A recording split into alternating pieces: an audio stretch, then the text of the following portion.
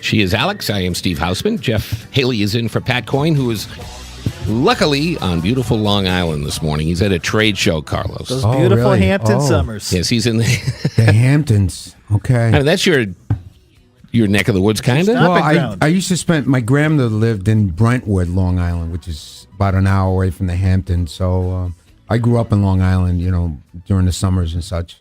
What Great is place. Montauk? Is that Montauk is a great fishing place. like right at the end? Yeah, it's the furthest end in Long Island. One of my realtor friends, he goes down there once a year to go shark fishing. Yeah. Great Shark fishing out fishing, there. really? When you get one, you throw it back? Or, I don't know. Or does it throw you back? I mean, throw you. I don't mess with it. I don't know. Yeah, I don't mess with you. I Can you go shark fishing? It Is would be that- a catch and release. I don't know would if you think. need a Yeah. permit or something. I don't know. But he charters a boat and they go shark fishing. Really? Yeah. All right. We'll have to take you out on our fishing charter this. Are we going to go fishing again this I summer? want to. Yes. Oh, really? Yeah, we went on a I get a great little Steelhead seasick, though. Steve's. steel. Oh, I really? caught out in Lake Ontario. On Lake We- Ontario? King we had salmons. a Great day. Steelheads. Yeah. Really? Beautiful. We had a lot of them that day, I used too. to do a lot of saltwater fishing, freshwater fishing. I'm a novice. Marlins, sailfish, No, we used to catch flounders and blowfish yes. off the dock or something. You no, ever we see used those to things in rent the Florida? rowboat. I know. Yeah, I've seen. You Go out to blow them Long up, they Island get Sound. spiky and thorny. It's great fish, though. Blowfish is like eating chicken. Yeah. They call it chicken of the sea. Oh my I God! thought Now you he's know getting it was material. chicken of the sea. Look it up. Look it up. Now you got jokes, right? Yeah. This one almost seems like a joke. We were talking about it a little bit earlier. The prom dress scam. What is this all? I know we're in the prom season, and it's been a while since I've been involved with it. My son is, he went to the prom 10 years ago. But what? And I saw numbers that we're spending like $2,000 and $3,000 on proms. What's this crazy. all about? Well, I just got an alert from the Better Business Bureau that this is going on here in Rochester and throughout the country. Thousands of young ladies have been, because it's prom dress. Yeah. So what happens is they, internet sites have popped up, a lot of them from China. And they're just fake internet shops offering designer prom dresses. At discounted prices. At discount prices, and Oh. the dresses are looking, like if they're, where we buy, designer Sure, dresses in sure. a regular store. So people are ordering them. Some are receiving dresses, but they're junk, Not what they ordered. not what they ordered, and paid, some money for it, or not receiving the dresses at all. How could you buy a prom dress without trying it on, though? Well, I don't know. some I mean- women know specifically. Like they say that, dresses change from designer to designer, but a lot of women just know what size they are, especially high school girls who are buying the prom dresses. I mean, they're going to be pretty true to size. So They probably go get whatever or tailored they go if get they a have fitting and then Fitting. they, They go to try on a dress, so they know Right. what their numbers are, and then they go online to this Right. scam website, buy it. They Yeah. send $500, $600, $700 off to this site, and then nothing ever happens. Yeah, and Prices these for sites those- mirror, they're fake sites, Sure. or they mirror like they're from a regular, designer store or Macy's or whatever, and it's a fake. You really have to be careful ordering these things over the internet. I wouldn't do it if I had a daughter. Well, I was going to say you wouldn't look. I don't good have in any a kids. You wouldn't look good in a prom dress either. No, no. If I, I may be assume that honest. this applies to men, the Yeah. boys that are, getting tuxedos and stuff. But most of the boys, rent tuxedos, I guess, unless they want What's to buy the one. price of that you could spend on a prom dress? I mean, Alex? up to you $5 can grand. spend more than that if you want. You can spend any amount of money. You can buy a dress that's costs as much as a wedding dress. It just depends on your budget first of all, and who are you looking to impress. I always found that that to be much- a silly practice, though. That much money for one night With the- one-time use. That's exactly my point. Like with if- the limo or the limo bus, the night out, dinner with the. I mean, it's, Probably do a thousands of dollars. it's a lot for apparently. high schoolers. It is a lot for high Yeah. schoolers, Yeah. but we are at an age where we are keeping up with the Kardashians. So they see all this pomp and circumstance on TV and they want it, and they'll make their parents go into debt for it. I mean, for real. And more folks are everybody's using the internet to buy stuff, and probably the designer prom dress is something you haven't seen here locally in one of Right. the stores. So you want to be, I guess, different, have a nice different dress, designer Absolutely. dress. So the internet is a great place to purchase things, and there's a lot of legitimate internet stores that you could buy. Sure. Absolutely. But make sure who you're buying from. And people are, the biggest fear I think for high school girls is that you're going to go to the prom and see someone else in Have your the same dress. dress. Right. Well, what do you And- suggest for watching out for these scammer websites? How do you? Well, I would go to a legitimate business store, A name you like trust? a name store that has a internet site, and I would call to verify that's a legitimate They're legit. store.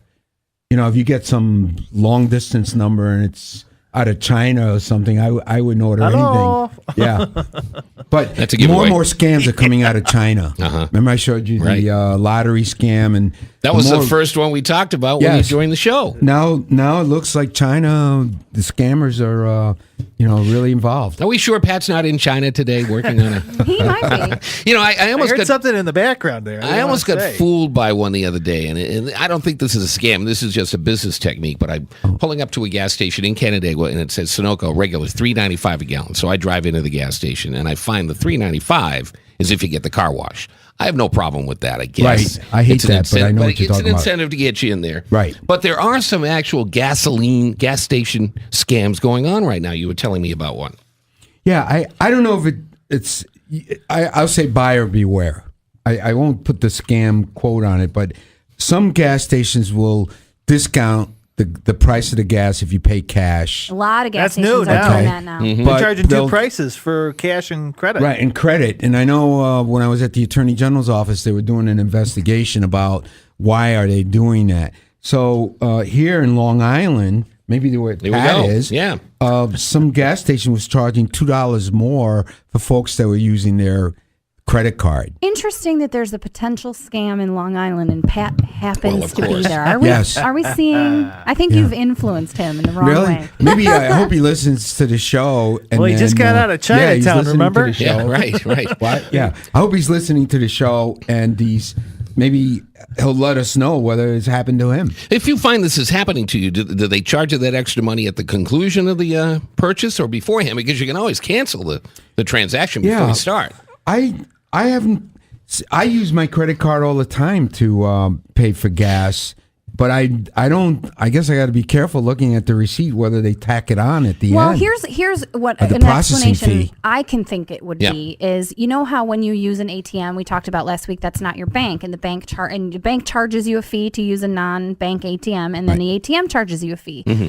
It costs a lot of money for the companies to pay these credit card companies Processing that do fee. all these processing for you. Right. So I think it's a way to kind of get some of that money back. I have a friend that owns his own business, and he has, he prefers it to be all cash because his credit card machine, he pays so much in fees, it's almost not worth people using their card. So it could be a way for them to kind of recoup some of that money. My recollection of when they were doing that investigation was that the gas stations were not disclosing that if you use your credit card, it was an extra fee. Right. So that's problematic, and I got to look at my receipts because I just got gas yesterday, and I thought I paid the regular cash price, Sure. but I don't know now. Why do gas stations ask you to, one, enter your zip code when you do a credit card transaction, and two, ask if it is a debit or credit card? Do I you can know? answer this one right Can you? now. All right. Mr. Because- Haley is waving his hand. I take credit cards at my business. Yeah. And part of you get a cheaper fee if you key in where your statement goes, your zip code. So it actually brings down the cost of that credit card transaction if they know that zip code. A lot of people will just, I didn't know. That's a good explanation. A lot of people, though, when they ask if it's a credit or debit transaction, I always hit credit. Yeah. that Well, what they do I- funnel you into a credit at the pay at the pump. Yeah. What do you do? Everything's credit No, card but a debit, you plastic. have to put in a PIN number. Yeah, put a which I'll PIN in be number. Careful of. Which in one of is these. the reason why I always say it's a credit card transaction because you don't have to do the PIN number. And I believe a lot of banks also charge you to use debit. Yeah. The in credit all card places. transaction costs the mobile or the gas station more than a ATM Did a debit. debit? But I only see the request for the zip code number when you're out of town and you're using a credit card. Okay, so they can sense that your card is from. Yeah, if you're an if outsider. And we Uh-huh. don't know if it's a stolen card or something. We Yeah, want to. I get it all the time. Really, even locally? Yeah, like it has. Jeff is It Yeah. has to Yeah. do with the processing. They need to know it's part of my machine. Hmm. They want to know where the statement goes for that card, so it's cheaper Okay. to process that if they have all the information. But it's also a marketing tool too. I know you go to some stores and they ask you for either telephone number or a area code, and I don't like giving out my personal information to anywhere. And Give Pat coins out. Right. That's what, when in doubt, yeah, I go guess with, I got to come on. go with coin. Because then they Yeah. I guess they use it for marketing, and they start sending you literature and everything, so you get all this junk mail. And junk mail is a pain in the neck, isn't Yes. it? Gosh. Yes. I'm a member of Hilton Honors. You know, when I travel, I use a Hilton hotel, and I like to get the points, and it's a lot of fun. gaining points. Hoity-toity. Yeah. I got an Hilton is nice. I got an email from them. Well, I use the Hampton Inn. I mean, that's their entry level Hilton, but that's Yeah, still the they're same nice. part of the chain. I got an email from them the other day.